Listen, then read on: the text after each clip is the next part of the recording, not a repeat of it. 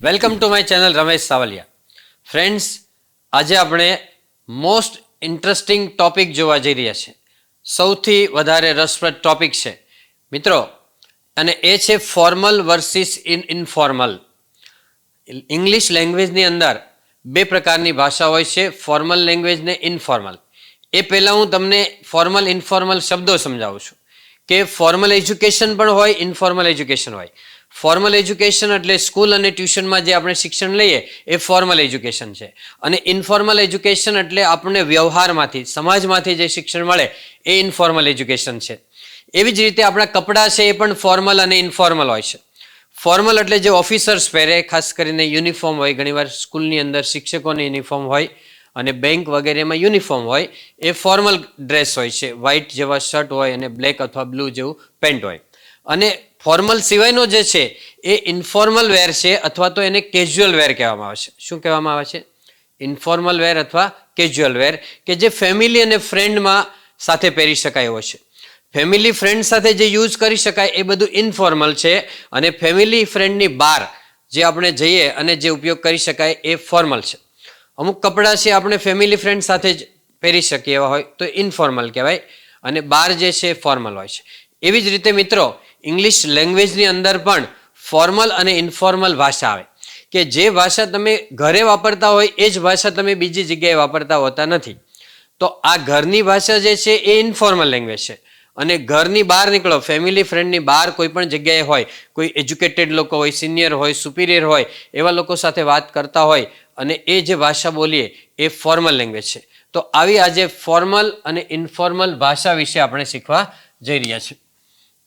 તો એને આપણે કહીશું કે ફોર્મલ વર્સિસ ઇનફોર્મલ.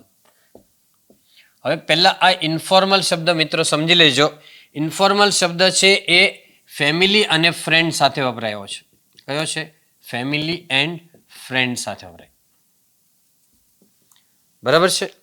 હવે આપણે કોઈ પણ વ્યક્તિ સાથે વાત કરતા હોય ત્યારે આપણે આ રીતે બોલતા હોઈએ છીએ, અને ફોર્મલ વર્સિસ ઇનફોર્મલ જોતા જઈએ કે પહેલાં હું તમને ફોર્મલ શબ્દ લખું છું અને પછી ઇનફોર્મલ શબ્દ લખું છું.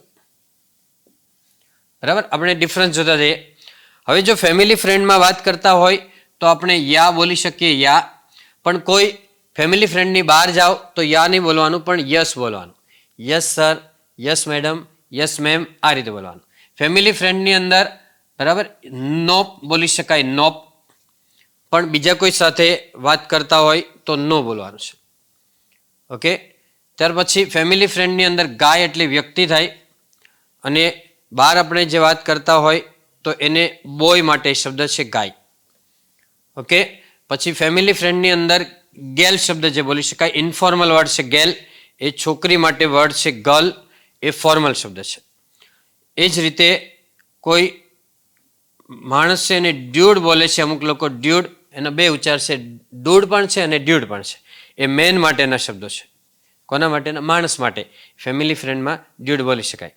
પછી બાય બાય અથવા ટાટા છે, બાય. બાયના 3 સ્પેલિંગ છે, ખાસ સ્પેલિંગ જોજો.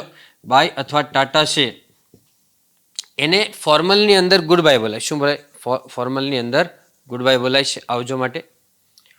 પછી વોટ્સઅપ, ઘણા લોકો છે બોલે છે કે તમે કેમ છો, તો એ ફેમિલી ફ્રેન્ડમાં જ બોલી શકાય, બીજે ક્યાંય નહીં. વોટ્સઅપ એટલે તમે કેમ છો, અને ફોર્મલની અંદર એને બોલાય છે હાઉ આર યુ. શું બોલાય છે? હાઉ આર યુ બોલાય છે. ઓકે. તો આ જ રીતે આપણે આગળ સંબંધીની અંદર પણ ફોર્મલ અને ઇનફોર્મલ જોઈશું. ફોર્મલમાં આપણે આંટ શબ્દ બોલીએ છીએ, આંટ. ઇનફોર્મલમાં આંટી બોલીએ છીએ, AUNTIE. આમાં 2 સ્પેલિંગ છે. આંટી આ રીતે પણ આવે અને આંટી આ રીતે આવે. હવે આ આંટી જે છે ને એ આપણને લાગે કે ફેન્સી ઇંગ્લિશ છે, પણ આંટી છે એ ઇનફોર્મલ એટલે ફેમિલી ફ્રેન્ડમાં બોલી શકાય, બહાર નહીં. બહાર જઈએ તો આંટ બોલાય, અને અમેરિકામાં એન્ટ બોલે છે. અમેરિકામાં એન્ટ બોલે, પણ એ આંટ બોલાય છે. ઓકે. હવે પપ્પા છે એના માટે ફાધર છે આપણે ફોર્મલ વર્ડ છે, બરાબર. પપ્પા બોલતા હોય છે. ઘણા લોકો ડેડ બોલતા હોય છે, ડેડ. બરાબર. તો પપ્પા અને ડેડ અથવા પાપા અને ડેડ એ ઇનફોર્મલ વર્ડ છે, ફેમિલી ફ્રેન્ડમાં બોલવાનું છે, અને બહાર છે એ ફાધર બોલાય છે. એ જ રીતે મમ્મી છે એના માટે મમ અથવા મમ્મી મમ અથવા મમ્મી છે એ બ્રિટિશ વર્ડ છે. બ્રિટિશ કયા છે? મમ અથવા મમ્મી એ ઇન્ફોર્મલ વર્ડ છે. અને અમેરિકામાં એને મોમ અથવા મોમી બોલે છે. શું બોલે છે? મોમ અથવા મોમી બોલે છે. બરાબર. અહીંયા આપણે કેટલાક લોકો મમલી બોલતા હોય છે, પણ એ નહીં, એ બનાવેલો શબ્દ છે. પણ બ્રિટિશની અંદર મમ અથવા મમ્મી બોલે, અમેરિકામાં મોમ અથવા મોમી બોલે, એને મધર છે એ ફોર્મલ વર્ડ કહેવાય. શું કહેવાય? મધર. આ શબ્દો છે ખાલી બોલવા માટે વપરાય અને ખાસ કરીને ફેમિલી ફ્રેન્ડમાં ઇનફોર્મલ. અને આ જે ફોર્મલ શબ્દો છે એ લખવામાં, વાંચવામાં તમને આ શબ્દો જોવા મળશે. એ જ રીતે આપણે દાદા હોય તો ગ્રાન્ડ ડેડ કહીએ છીએ. શું કહીએ છીએ? Grand dad. બરાબર. એ ગ્રાન્ડ ફાધર માટે શબ્દ છે. ગ્રાન્ડ ફાધર માટે. હવે આ ગ્રાન્ડ ફાધર છે ને, એમાં ડી સાયલેન્ટ છે. એને અમેરિકામાં ગ્રેન્ડ ફાધર બોલે. ગ્રાન્ડ મધર હોય તો અમેરિકામાં ગ્રેન્ડ મધર બોલે છે. બરાબર. તો આપણે ગ્રાન્ડ મધર હોય ને ગ્રેની કહીએ છીએ. શું કહીએ છીએ? ગ્રેની. અને અહીંયા આપણે ગ્રાન્ડ મધર એ ફોર્મલ વર્ડ છે. ગ્રાન્ડ મધર એ ફોર્મલ વર્ડ છે અને ઇનફોર્મલમાં ગ્રેની કહીએ છીએ. ઓકે. તો મિત્રો, આ રીતે આપણે ફોર્મલ વર્સિસ ઇન્ફોર્મલ ભાષા વિશે શીખ્યા આજે. હવે એ તમને કેવો લાગ્યો વિડીયો એ તમે મને કોમેન્ટમાં લખીને જણાવજો. આગળ તમે કેવા પ્રકારનો વિડીયો જોવા માંગો છો એ પણ તમે કોમેન્ટમાં લખીને જણાવો. અને મિત્રો, આવા ઘણા બધા વિડીયો, વોકેબ્યુલરી છે, ગ્રામર છે, એક્સપ્રેશન છે, પ્રોનાઉન્સિએશન એટલે ઉચ્ચાર છે, આવા અસંખ્ય વિડીયો છે આ ચેનલ ઉપર તમને જોવા મળે. અને જો આવા પ્રકારના વિડીયો જોવા માંગતા હોય, બરાબર, તો વિડીયોને લાઇક કરો, ચેનલને સબસ્ક્રાઇબ કરો અને તમારા ગ્રુપમાં પણ જે લોકો જોવા માંગતા હોય એને તમે શેર કરી શકો છો.